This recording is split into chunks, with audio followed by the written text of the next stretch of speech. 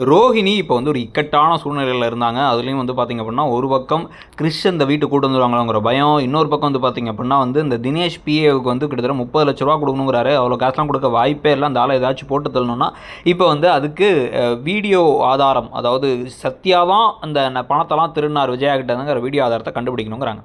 So இப்போ இதுக்கு நடுவில் தான் வந்து பார்த்திங்க அப்படின்னா வந்து பல திருப்பங்களுக்கு இடையில் இப்போ வந்து கிறிஷுடைய அந்த ட்ராக்கே இப்போதைக்கு முடிச்சு விட்டாங்க. தத்தெடுக்கிற ட்ராக்கை ரோஹிணியோடைய அம்மா சம கோபமாக பேசி அசிங்கப்படுத்தி அவமானப்படுத்தி ஒரு மாதிரி வந்து எனக்கு வந்து அது என் பேர், அவன் ஒன்றும் அனாதை கிடையாது, அவனுக்கு அம்மா இருக்கா, அவன் அம்மா பார்த்துப்பா, அவன் அம்மா தான் அவனுக்கு வேணும்ட்டாங்க.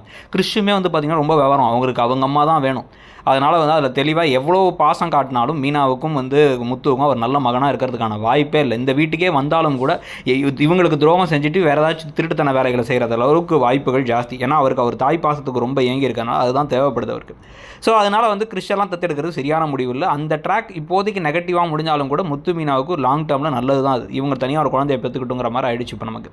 ஸோ இப்போ இதுக்கு நடுவில் வந்து பார்த்திங்க அப்படின்னா இந்த ஒரு பக்கம் இப்போ அந்த வீடியோ ஆதாரத்தை எடுக்கிறதுக்காக இத்தனை நாள் ட்ரை பண்ணி இப்போ கோலுவே முடிஞ்சதுக்கு பிறகு இப்போ ஏதோ ஒரு இடத்துல வருத்தப்பட்டு முத்துவும் மீனாவும் இந்த கிறிஷோட பாட்டி சொன்ன நினச்சி யோசிச்சுட்டு இருக்கும் பொழுது அப்போ ஃபோனை எடுத்து அந்த ஃபோனை ரிப்பேர் பண்ணி வந்துருச்சுன்னு எதையாவது சொல்லி அதுலேருந்து வீடியோலாம் எடுக்கிறதோ இல்லை வந்து அதில் இருக்க டேட்டாவை எடுத்து வச்சுக்கலான்னு சொல்லிட்டு ஒரு கதையை விட்டு அந்த டேட்டாவை எடுத்து வந்து இப்போ லேப்டாப்பில் காப்பி பண்ணி வைக்கிறேன்னு வந்து ரோஹிணி கதையை விட்டு அப்போ அந்த வீடியோவை எடுத்து எல்லாருக்கும் டிவியில் போட்டு காமிக்க மீனாவுடைய தம்பி தான் திருநாருன்னா இவங்க தாங்க முடியாத கோபத்துக்கு ஆயிடுவாங்க விஜயா. ஏன்னா அந்த பணம் திருடின மேட்டருக்கு அப்புறம் தான் இவங்க வாங்கின கடன் அந்த வீட்டு பத்திரத்தை அடகு வச்சாலாம் எல்லாத்துக்கும் தெரிய வந்து பெரிய அவமானம் வச்சு அந்த குற்றவாளி கொண்டுலாம் நிற்க வச்சாங்க.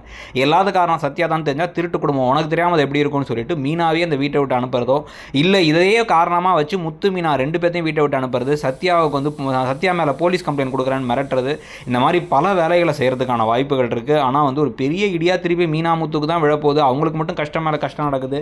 ரோஹிணி சிக்கிறதுக்கான வாய்ப்பே இல்லாமல் ஜாலியாக வந்து சுற்றிட்டு இருக்காங்கிறத பற்றி உங்கள் கருத்து என்ன? இந்த கதை இப்போ எப்படி போகுதுன்னு நினைக்கிறீங்கிறத சொல்லுங்கள். தேங்க்யூ.